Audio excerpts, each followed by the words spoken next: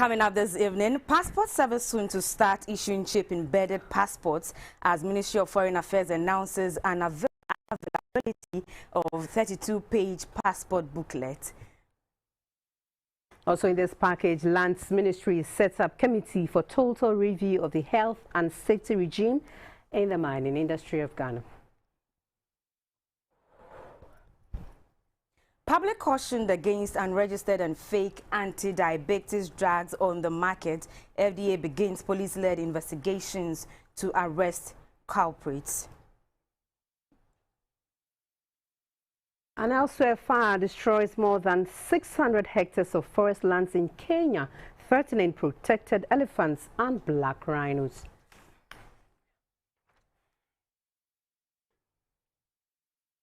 Good evening. It's News Are Live on GBC News and on GTV, also streaming live on Facebook and on YouTube at Ghana Broadcasting Corporation. My name is Samuel Akwate. And mine is Clara Mlano. Jonathan Intim Dakun will interpret the news in sign language. Good evening. Let's now settle for the details. The 32-page passport booklet is currently not available until any of the passport service centers across the country. According to the Minister for Foreign Affairs and Regional Integration, Ms. Shelley Ayoko-Boche, the shortage is as a result of the COVID-19 pandemic, which has placed a huge demand on the passport supply chain globally. At a media briefing in Accra, the Foreign Affairs Minister said while efforts are underway to get the 32-page booklet back into the system, clients can apply for the 48-page passport booklets, which is available at the cost of 150 Ghana cedis. We have run out of 32-page booklets, not because of anybody's negligence. All over the world, we are facing supply chain issues because of COVID. However, let me say that we are expecting booklets very soon, which is why we are saying that in the event that you have an emergency and you need a passport, please get the 48-page. The difference between a 48-page is 100 cedis for the 32-page and 150 for the 48-page. So there's a difference of 50. If you have already paid the 100 cedis and there's a need for you to obtain a passport and to pay the 50 extra, it won't be cancelling it and at your cost and having to start the process all over. And that's what they are looking at.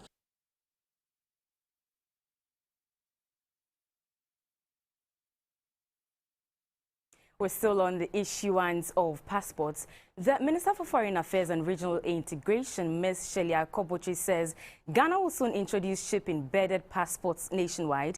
Migration from the biometric passport to the chip-embedded type is to enhance service delivery at passport service centers and conform to international standards. It's a far advance for Ghana to migrate from the current biometric passport system to chip-embedded passports. The chip-embedded passport project is being undertaken through a public-private partnership agreement. The agreement relating to the new system is currently being considered by the Ministry of Finance, and the rollout is expected to be done in the course of the year. The introduction of the new system will largely enhance the security features of our passports in line with the standards prescribed by the International Civil Aviation Organization, ICAO.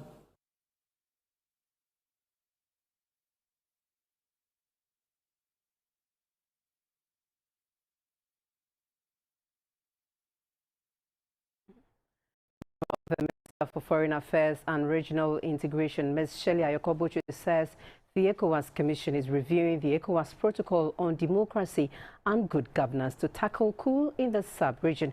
The review, according to the minister, has become necessary due to an upsurge in coup d'etats in some West African countries recently.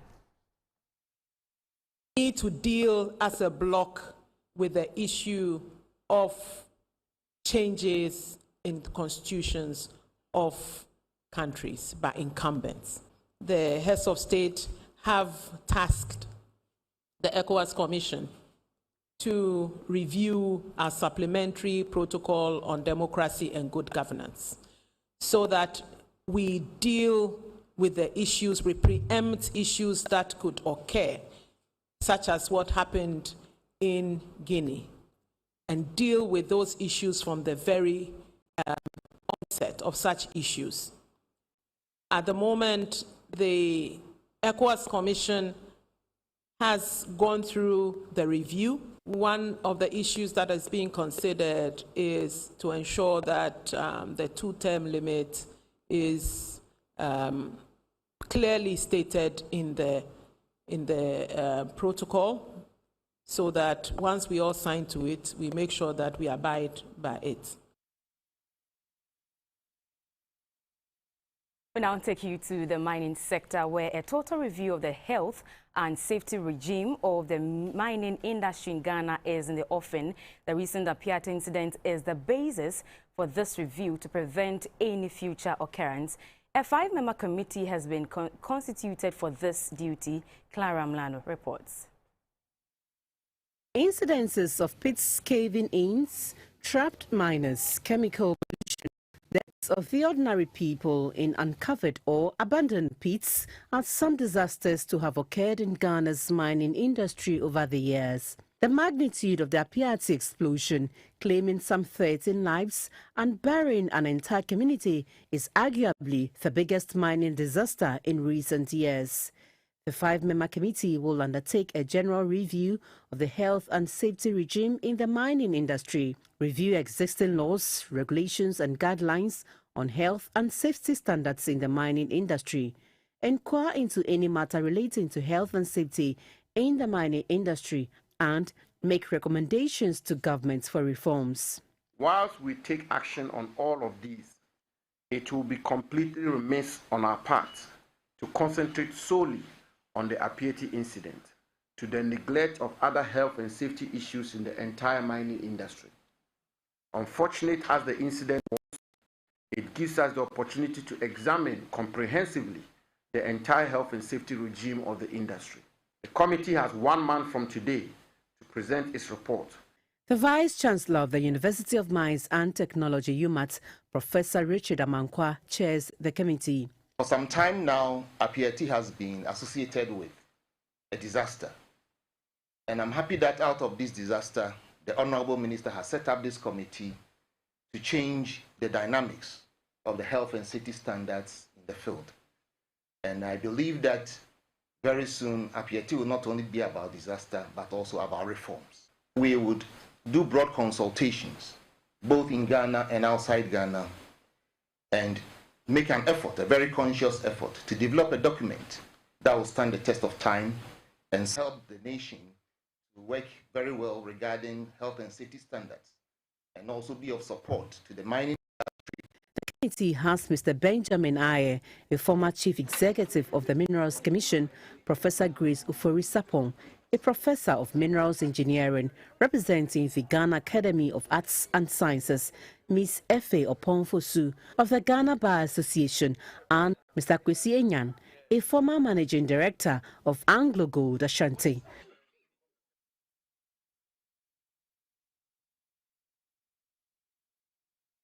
Palangio Exploration is supporting the government to rebuild Apiate.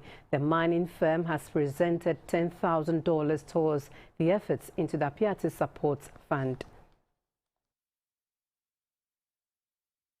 The Canada-based mineral exploration company Palangio Exploration says, aside restoring the collapsed town from the rubble, the donation is for the livelihood enhancement of the people to bounce back. This is the third cash donation to the Apiate Support Fund since the call for benevolent organizations and Ghanaians to support Apiate rebuilding efforts and also provide relief for affected persons. The chairperson of the Apiate Support Fund, Madame Joy Zayed, thanked the Africa Vice President of Palangio Exploration, Mr. Samuel Tokonu, for leading his company to lend a helping hand to the affected people. President Ikufado and the Minerals Commission were the first two to donate to the Apiate Support Fund.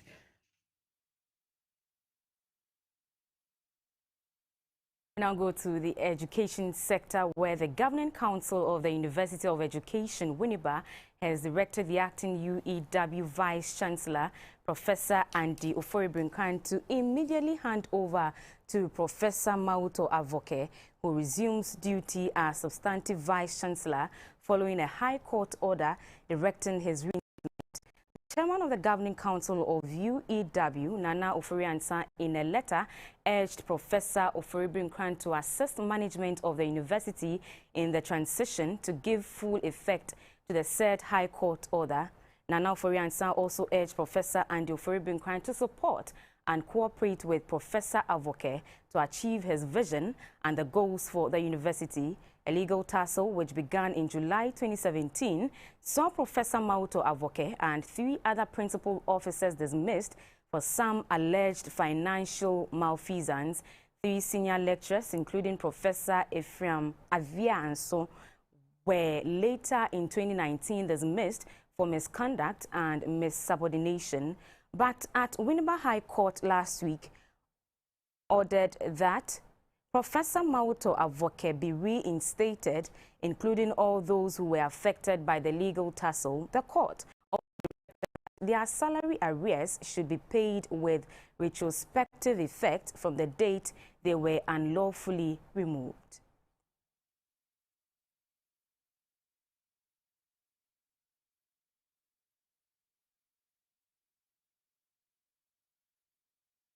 So, a special story of the day. One woman is making strides in the Upper West region for over 40 years. This woman has single-handedly trained, empowered and impacted many through her own means and ideas. We share the narrative of the widow's trainer, Madam Amina Yusuf, on My Story. At 56, Madam Amina Yusuf, a shea butter producer residing in Wa in the Upper West region, has religiously been at this business for the past 31 years. She has 3 children, and proceeds from the sale of shea butter are the only source for her family. Though she relies on her scanty resources for her upkeep, Amina has taken a keen interest in making life a bit easier for the neglected widows in her locality. She has over 300 widows under her tutelage and thus not only provide food for them, but also empowers them through skills training. Association started 3 years ago. When I met the lady and then she narrated a story, I came to this community and then I called them and talked to them to their understanding. So I tell them that we have to come together. If we are one-on-one, we can't get anything, so they should let us come together. Since then, I have been coming here every 2 weeks. I will come here and then we have a meeting every 2 weeks. When I go to any place and get some old clothes and all those things, I bring it to them. Without any external source of funding, Amina has fed and clothed these widows for over 5 years.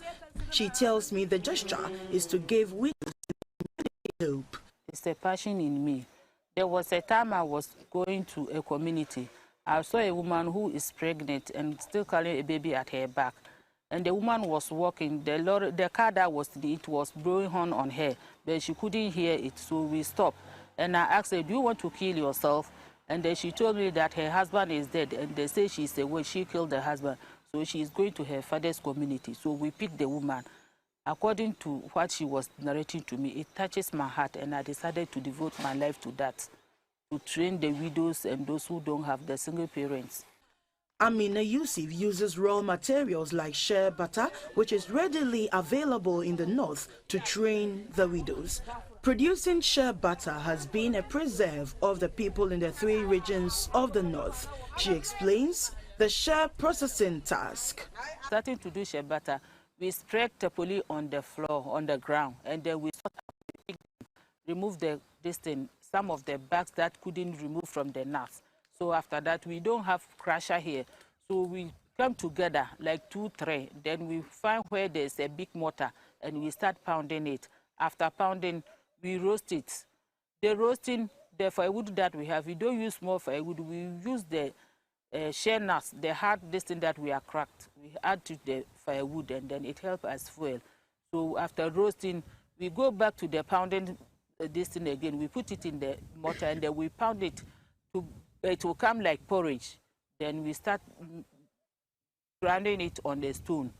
Though a school dropout, Amina Yusuf has worked tirelessly to watch over her family and these neglected widows. She tells me taking care of these widows brings her joy, but sometimes things become difficult.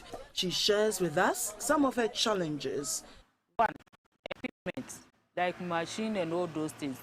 2, we don't have storage facility where we sit, where we keep our butter. We don't have it. 3rd, the market problem. We need some people to come and help us. Those who buy butter and send it outside, Accra, Kumasi, everywhere, even Tamale, we need them to come to our aid. When we process, then they will buy. If you process and they will buy it in bulk, you do it continuously, then you will be okay with yourself. The age range of the widows Amina trains are between 45 and over 70 years. For them, meeting Amina Yusuf has been a godsend and empowered them to do more. The Sustainable Development Goal 5 seeks to change some key challenges, including poverty, inequality, and violence against women. Amina Yusuf believes successfully achieving Goal 5 will help free women, especially those up north. Beatrice Sanaju, GBC News. Wow. Now, plans to introduce weaving, pottery and related courses at the Bolgatanga Technical University have made good progress. This is to make such courses more attractive for the youth in the region. The Regional Minister, Mr. Stephen Yakubu, says apart from talking to private individuals who are interested in investing in the area, he's in talks with the university's management to consider introducing such short courses to add value to what has existed in the area for ages. Peggy Amadonko reports. Weaving of straw baskets and hats is an age-old vocation of the people in the Upper East region, especially in Bolgatanga.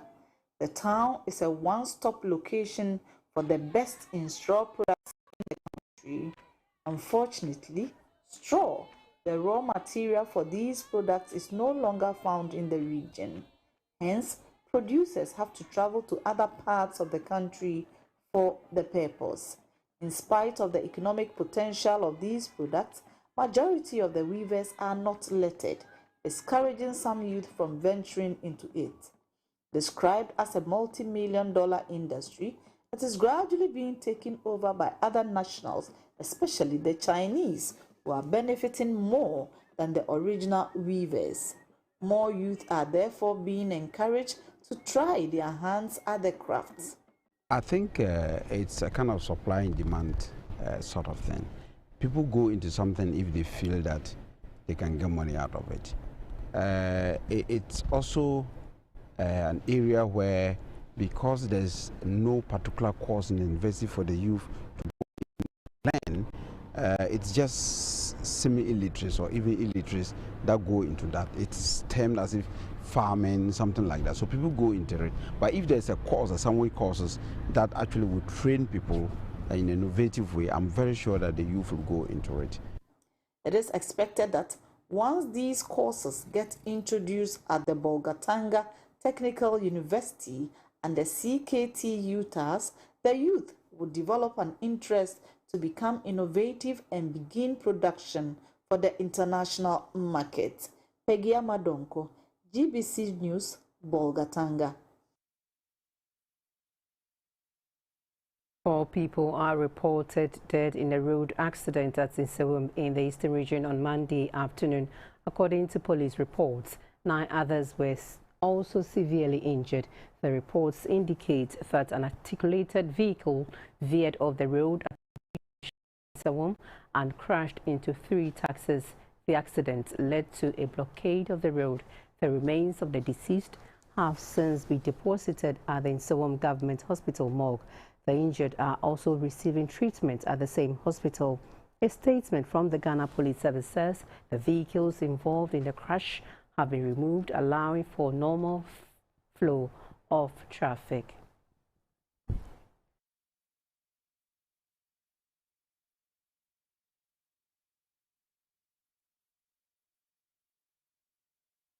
Still watching News are live on GBC News and on GTV. Also streaming live on Facebook and on YouTube at Ghana Broadcasting Corporation. We'll take a quick break, and when we are back, we bring you stories from the world of sports, entertainment and business. Please don't go away.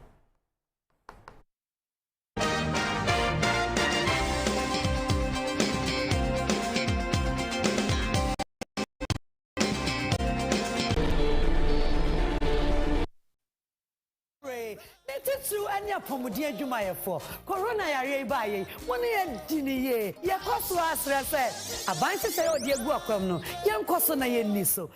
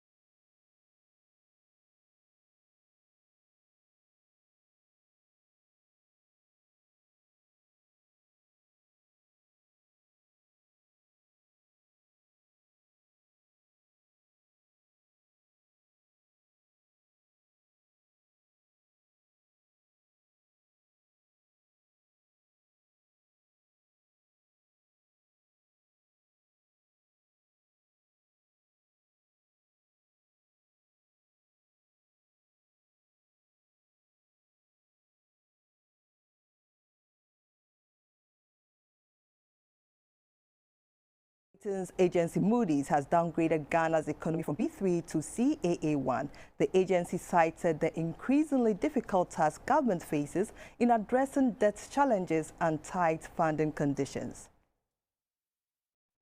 Government expresses dismay over Moody's downgrade of the country's economy from B3 to CAA1.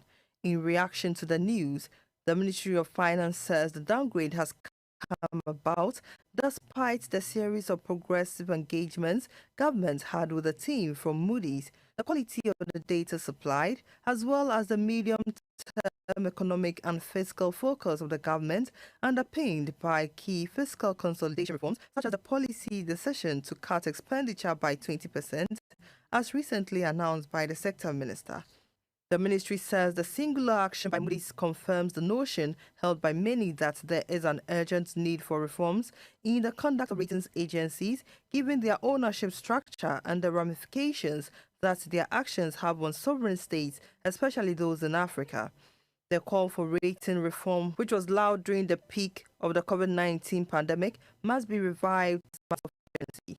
The government of Ghana has therefore decided to formally appeal the credit rating decision based on the following: the omission of key material information from the assumptions driving some of the Moody's forecasts and projections, such as the 2022 budget expenditure control measures, 2022 upfront fiscal adjustments, and inaccurate balance of payment statistics.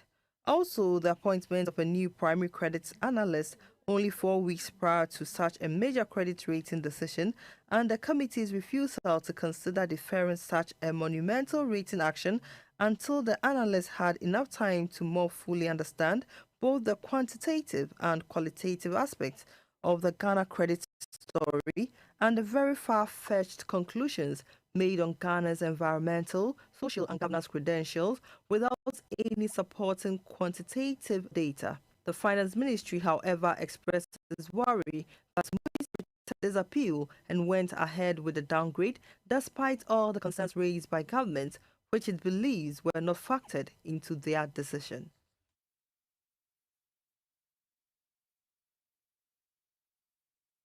Still on the ratings, President Akufo-Addo says there is the need for African countries to rally round to ensure that rating agencies do not continue to assess performance of economies based on methodologies that do not take into cognizance crises such as the COVID-19 pandemic. We need to guard against the continuing consequential stranglehold of the rating agencies, which has affected the cost and access to capital markets for African countries, and has, during this COVID period, resulted in the downgrading of many African countries, exacerbating even more their funding challenges. Furthermore, it is of the utmost importance that the G20 leaders stick to their commitment to reallocate to Africa SDR 100 billion agreed to at the Paris Summit in May 2021.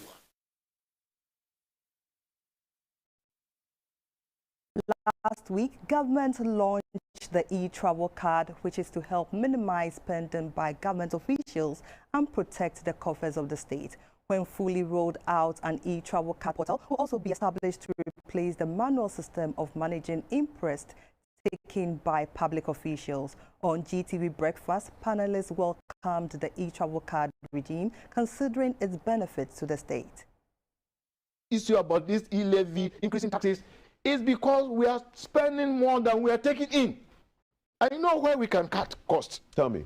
CEOs, Chief Executive Officers. Bank of Ghana, 120,000 a month. CD. Yes. Good money. Slate. He takes home 95,000 a month. Ghana Airways, Ghana Airport Company, he takes home 115,000 a month. What's your source? It's public document. But go and read it. All these state-owned enterprise, we are paying them so much. They have little to show. This is not the private sector.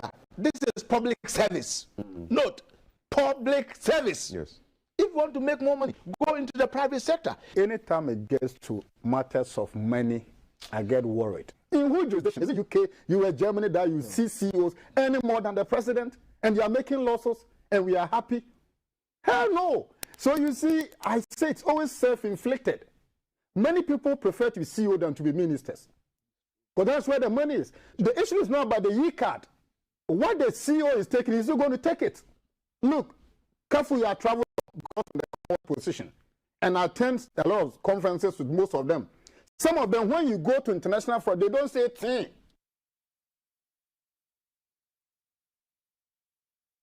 We'll take the interbank and commodity figures for the day.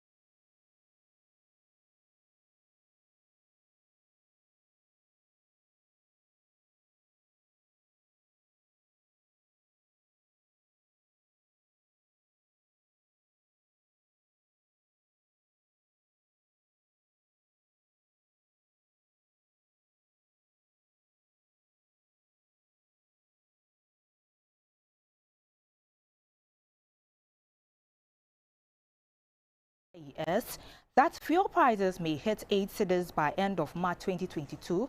Checks by GBC News today, February 7, shows that petrol and diesel prices at the pumps are above 7 cedis a litre, and with the highest being 7 cedi and 50 pesos. Total, with the highest price, is selling a litre for 7 cedi 50 pesos, while Shell and Puma Energy are selling at 7 cedi 48 pesos for petrol and 7 cedi 43 pesos for diesel.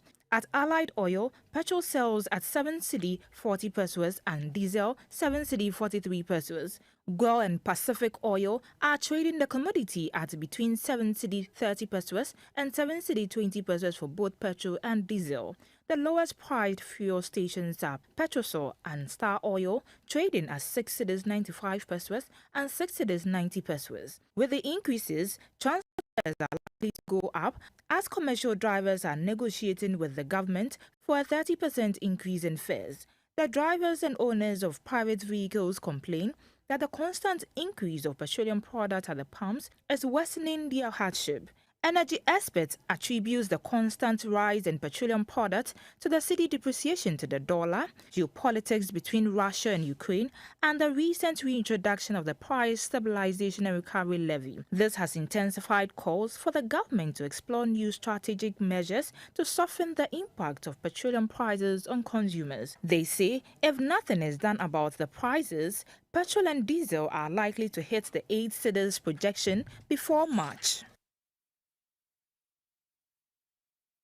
The reintroduction of the Price Stabilization and Recovery Levy on January 31, 2022 by the National Petroleum Authority (NPA) on petroleum products has created anxiety among Ghanaians as to whether commercial vehicles operators will increase fares. In an exclusive interview on the GBC Breakfast Show, the communications officer for the National Democratic Congress (NDC), Mr. Sami Jemfi, suggested the government reduce taxes on petroleum products. Are not against taxation as a government, but there are different types of taxation. Okay, when you keep on, it's okay to tax fuel. It's okay. Okay, but if you keep on heaping taxes upon taxes upon taxes on fuel, which is an inelastic product. Inelastic product means that Ghanaians must necessarily consume it. They don't have any alternative product. Then you are making life unbearable for the ordinary man who has not seen any commensurate increase in his incomes. You are deteriorating their purchasing power. Let us cut our coats. Learn to cut our coats according to the size of our coat. Let us live within our means and cut down on the wastage, cut down on the consumption-related expenditures. Let us cut down on waste and protect the public purse indeed and in truth. Okay, by plugging the loopholes, the monies we are losing in the public sector are just too much. If we had reduced that by even half, 50% in 2020 alone, we lost to 12.8 billion in the running of public boards, corporations, and statutory bodies alone. If we had reduced that figure by just half, the e-levy would not be necessary because that would have saved this country almost 7 billion or even more. The Chamber of Independent Power Producers Ghana has congratulated Dr. Ishmael Acker on his appointment as Executive Secretary of the Public Utilities Regulatory Commission (PURC). A statement signed by the Executive Director of the Chamber, Dr. Elikpli Kwabla, said Dr. Acker's appointment has come at a time where participants in the electricity market are gradually losing confidence in the independence and objectivity of the regulator. The Chamber said its members are counting on Dr. Acker's level of professionalism, industry exposure, and wealth of knowledge to restore trust and confidence in the PURC. The Chamber of Independent Power Producers Ghana pledged its support to the new PURC Executive Secretary in his efforts to promote best practices in the electricity market and ensure sustenance of the industry. That's how we wrap up on the energy segment. My name is Mabel Anang.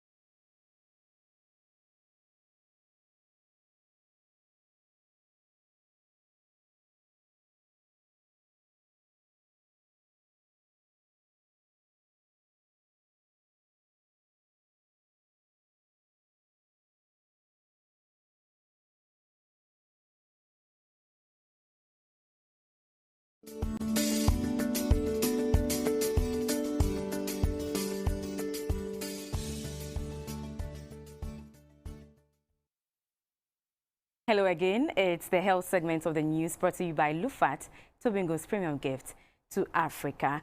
The National Diabetes Association has raised questions as to how unregistered and fake antibiotics drugs got onto the market undetected at the various ports. The inquest follows the arrest and seizure of a huge consignment of such drugs in Accra last year. So now, the perpetrators have still not been found nor prosecuted. Although the association accused the Food and Drugs Authority and the police for not prioritizing the case, the FDA says it has collaborated well with the police-led investigations, and until the culprits are arrested, there is little it can do about the situation. A report by Sarah Furi. Calls to the president of the National Diabetes Association by unsuspecting members of the public to lodge their complaints about anti-diabetes drugs they had purchased online drew the attention of the association to the activities of a syndicate who were selling unregistered and fake drugs under the guise of the National Diabetes Association. So, about 2 months ago, the intermediary sales representative was arrested and put on pleas inquiry bail. According to the president of the association, Mrs. Elizabeth Denyo, tons of drugs, including 2 different anti-diabetes drugs, were confiscated, but till date, the perpetrators of the crime have not been apprehended. The association further queried how these medications got on the market. Diabetes Association gets insulin, we get glucometers, we get strips through the port. My brother, before you can bring our insulin out of Kotoka Airport, sometimes I walk till I can't walk again. FDA will take samples, come for this, before they give us a certification and it comes out. So if my common sense tells me, how did this thing pass through Ghana airports? When I go through all those procedures, so who at the airport, being a customs officer, being a FDA, allow this thing to pass through our port? One of our cardinal rules too is that every medication in Ghana must have the use translated in English. So even the leaflet inside is not in English. So who passed it out of our ports for it to even get to them to distribute? That is our question. So I don't need to tell you there is something fishy. Straight away, you have to fill in the blank space. I reported to FDA for weeks. They couldn't apprehend the people, but it took me just 4 hours to get hold of. FDA said they didn't have storage to store the confiscated items. So Diabetes Association had to foot the bills and foot warehousing bills to store what was confiscated. In response to the accusation by the association that the FDA and the police have been laid back in bringing the culprits to book, the Director and Legal Affairs at the Foods and Drugs Authority, Mr. Joseph Yalbeni said it cannot go ahead of the police to mete out sanctions.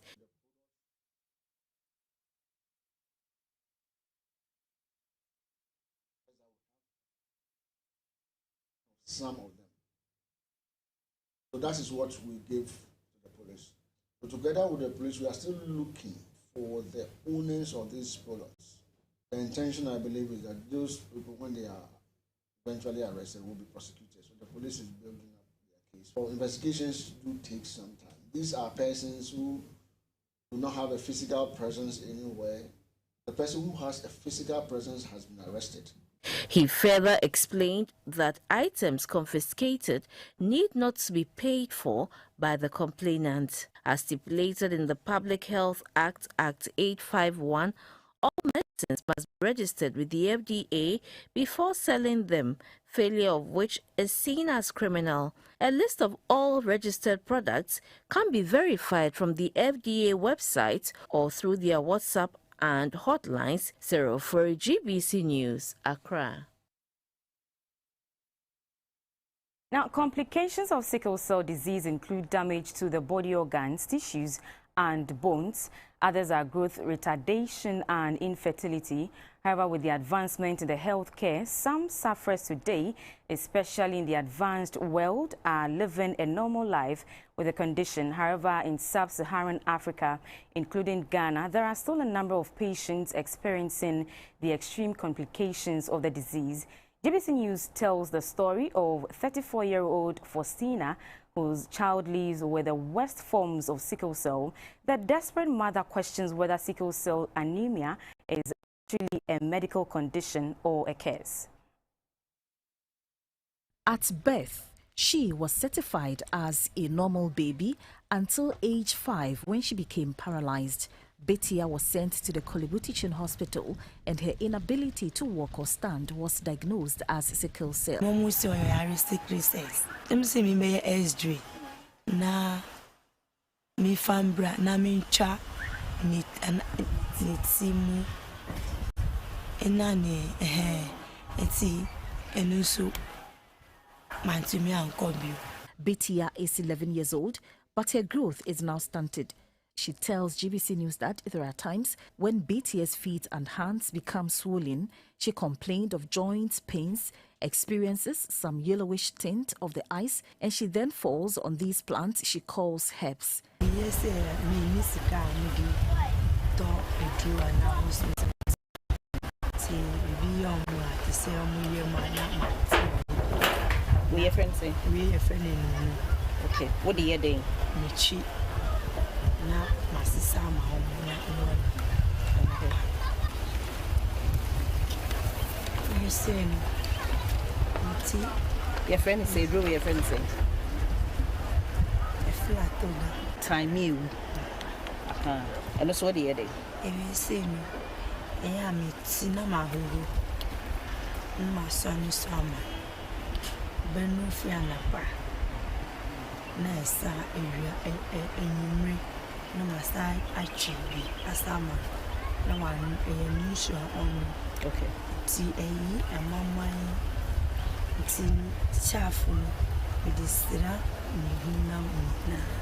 The land their makeshift structure sits on has been sold to a private developer.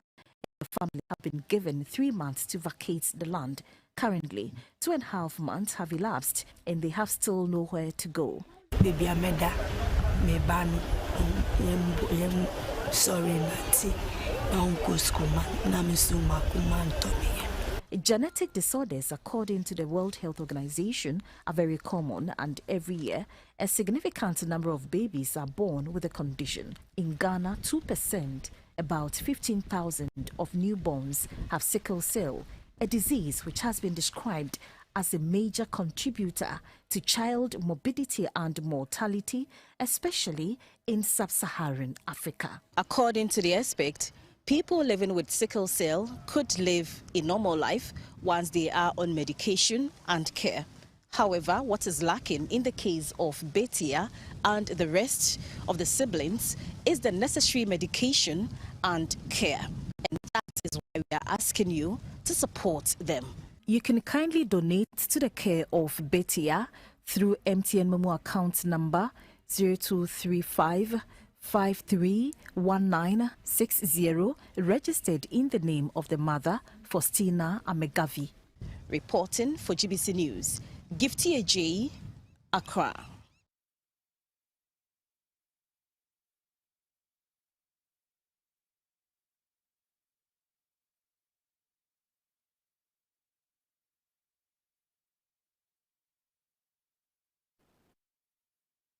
That's it for the health segment, brought to you by Lufat, Tobingo's premium gift to Africa. Please stay.